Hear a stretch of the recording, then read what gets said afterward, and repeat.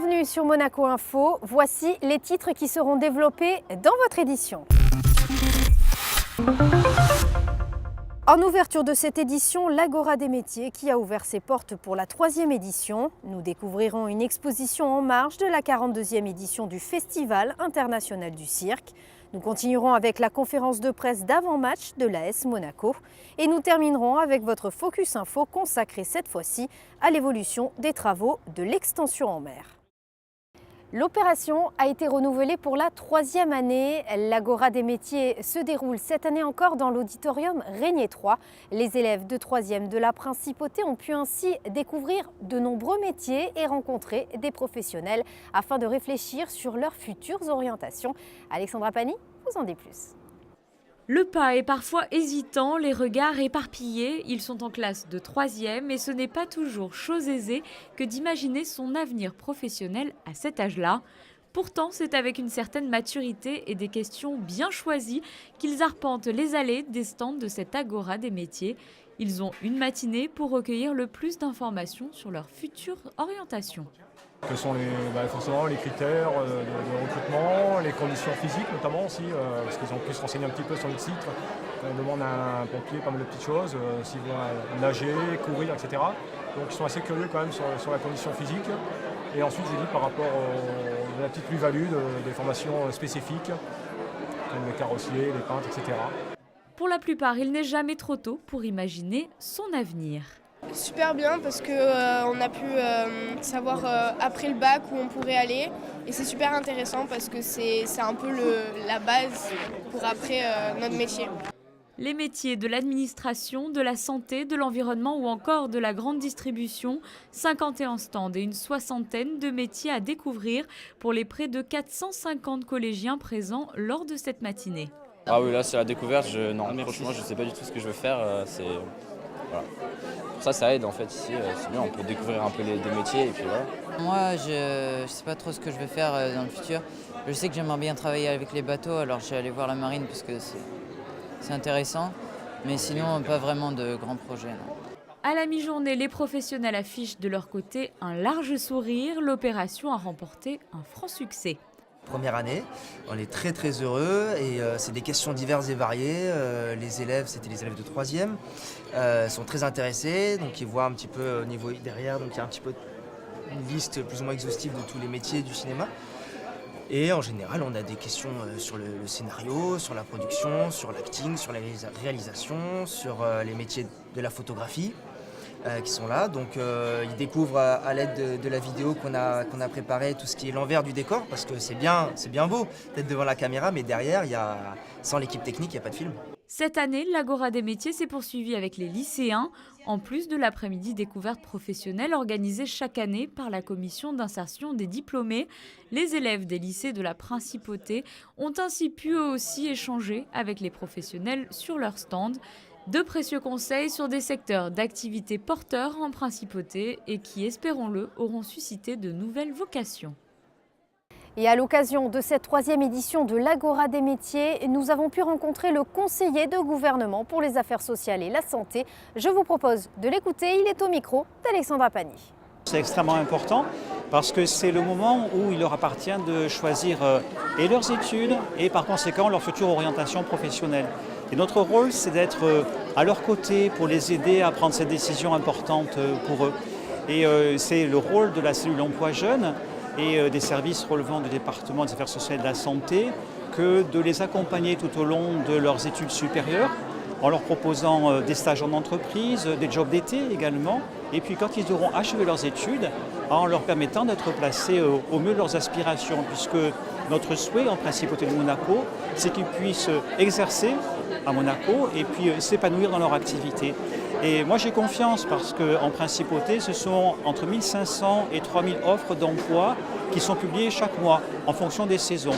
Donc on peut dire à ces jeunes, faites des études, épanouissez-vous et nous saurons ensuite vous accueillir grâce à la prospérité économique de Monaco. Quelques jours après le lancement du pacte national pour la transition énergétique, un bel exemple d'effort pour la réduction des dépenses énergétiques, la villa Girasol qui abrite le siège de la Fondation Prince Albert II a réduit de plus de 2 sa consommation électrique de 2005 à 2017. Les explications de Patricia Navarro. Les chiffres parlent d'eux-mêmes, moins 58,79% de consommation électrique en 12 ans. La Villa Girasol et ses occupants font figure de bons élèves. Ce bâtiment ancien, édifié en 1882, fait aujourd'hui partie des immeubles de la Principauté à haute efficacité énergétique, le fruit de nombreux efforts de la part des personnels de la Fondation Prince Albert de Monaco qui travaillent ici. Les bonnes pratiques, c'est une motivation du personnel essentiellement. Alors ça repose aussi sur le fait qu'on a souhaité, comme l'ont fait un certain nombre d'entités, de services administratifs ou d'établissements à Monaco, on a souhaité mettre en œuvre des procédés de certification environnementale. On a commencé par la certification qualité 9001, puis par la certification environnementale 14001 et depuis 2 ans par la certification de gestion énergétique qui est la 50001.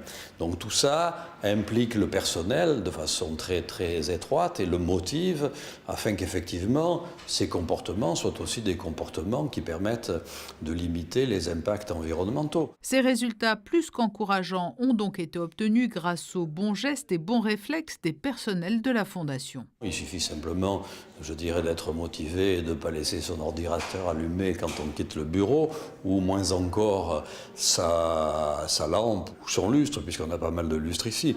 Donc il y a une motivation du personnel. Cette motivation, elle est certaine. On est informé tous les mois des résultats de consommation du mois précédent, donc c'est une motivation vraiment supplémentaire. Les panneaux solaires installés sur le toit de la Villa Girasol, les travaux d'isolation des fenêtres et de la toiture, les 2 véhicules électriques mis à disposition contribuent aussi à atteindre une efficacité énergétique modèle et permettent à la FPA2 de prendre part à l'effort national pour parvenir à une neutralité carbone d'ici 2050.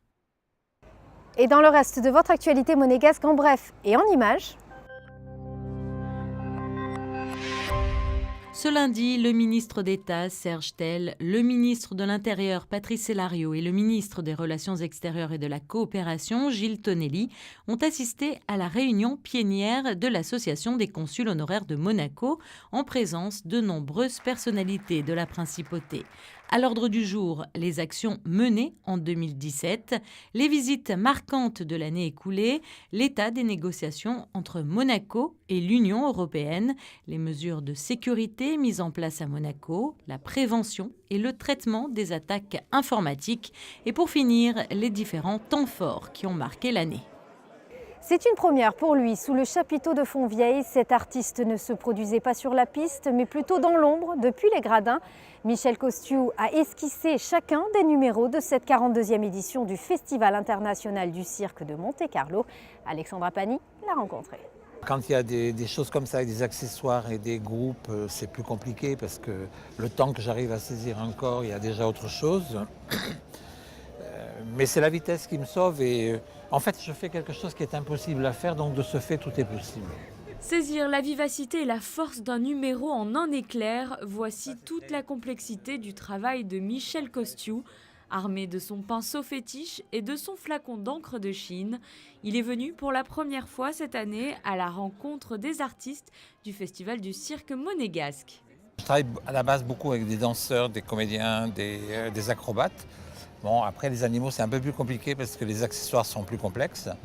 Puis là, il y a en plus chez les zèbres, il y a le motif, donc ça rajoute encore une dynamique. Donc je travaille vraiment sur l'énergie et la dynamique.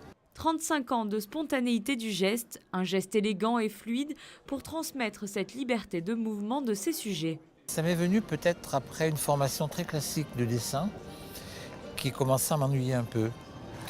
Le dessin analytique très, très poussé comme ça. Donc à un moment donné, je crois que j'ai eu besoin de sortir de cette coquille-là. Et voilà, donc j'ai fait venir un danseur chez moi dans mon atelier. Je lui ai dit maintenant tu danses et je me débrouille. Si je suis si bon dessinateur que ça, je dois trouver une solution. Si vous n'avez malheureusement pas eu la chance de croiser Michel Costiu durant le festival, sachez qu'il expose ses dessins très grand format dans le hall de l'hôtel Marriott de Cap d'Aille jusqu'au dimanche 4 février, alors courez-y. Demain, l'AS Monaco affrontera Montpellier pour une place en finale de la Coupe de la Ligue. Une équipe de Monaco Info assistée à la conférence de presse d'avant-match. C'est un reportage signé Émilie Rousseau. C'est une compétition qui permettrait éventuellement à l'AS Monaco de remporter une coupe cette saison. Les joueurs de Leonardo Jardim ne sont plus qu'à un pas de la finale de la Coupe de la Ligue. Cette place se jouera face à Montpellier, une équipe qui a déjà donné du fil à retordre aux Rouges et Blancs. 2 rencontres cette saison en championnat qui se sont soldées par des matchs nuls. Je crois qu'ils sont une équipe costaud, ils sont une équipe avec le système 3 défenseurs centrales. Ce sont 3 joueurs d'expérience arrière, un milieu aussi des joueurs qui bossent beaucoup. Chekiri, c'est ça que c'est dit. Il fait toujours 12 km pour match. Il a une intensité très forte au milieu, avec les autres là, 2 latérales aussi de qualité. Je crois que cette année, ils ont resté avec un équilibre d'organisation principalement défensive très forte. Pour ça que toutes les équipes ont beaucoup de difficultés de faire des buts. Bien sûr, quand on fait les premiers buts, après c'est peut-être plus facile, mais quand il reste match nul, c'est difficile. Il va donc falloir s'employer pour se qualifier pour une 2e finale de rang. L'an dernier, l'AS Monaco s'était incliné face au Paris Saint-Germain. On est tous conscients que c'est la compétition la plus rapide pour accéder à la finale. Maintenant, on sait qu'il y a l'agro parisien qui tourne autour de tout ça, mais on n'a pas peur. On sait que sur un match de 90 minutes, tout peut se passer. On l'a vu avec Lyon face à Paris. Avant de penser à la finale, il faudra déjà passer à l'équipe de Montpellier. Je pense qu'on a les moyens, donc à nous de faire le nécessaire. Côté effectif, Leonardo Jardim fera avec les joueurs disponibles. Il sera privé de Lemar qui souffre d'une contracture à la cuisse. Georges, Diakabi et Traoré sont eux aussi forfaits pour cette rencontre. La demi-finale de la Coupe de la Ligue, c'est mercredi à 21h05 au Stade Louis II.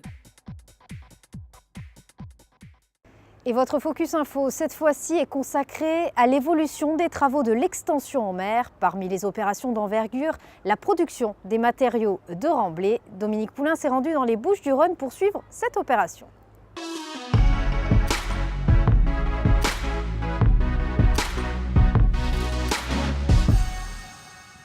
C'est dans cette carrière située à Châteauneuf-les-Martigues, dans les Bouches-du-Rhône, que sont produits les matériaux de carrière à partir de roches. Ces matériaux vont servir pour réaliser le remblai d'assises sur lequel reposeront les 18 caissons en cours de fabrication à Marseille.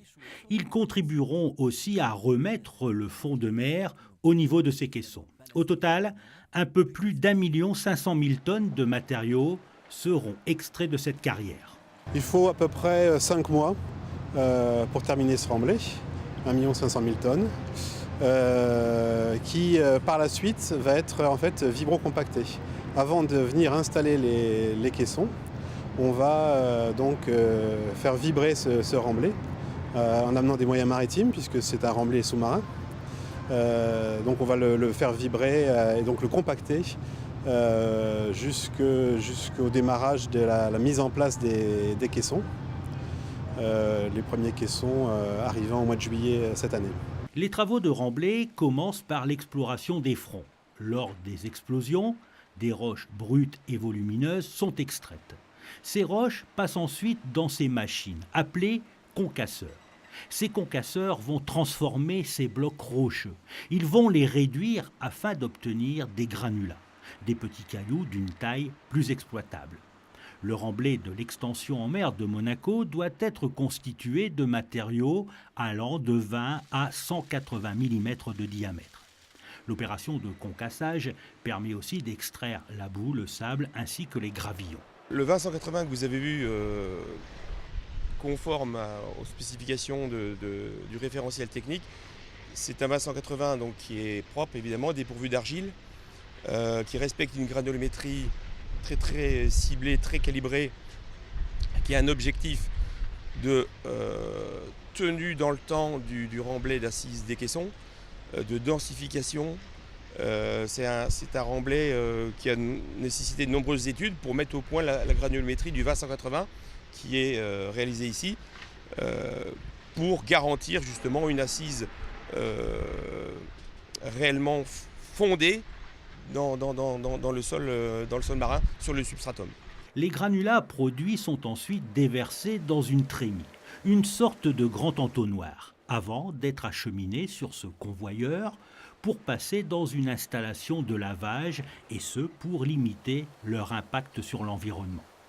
7 km de tuyauterie ont été nécessaires pour alimenter l'ensemble du site en eau.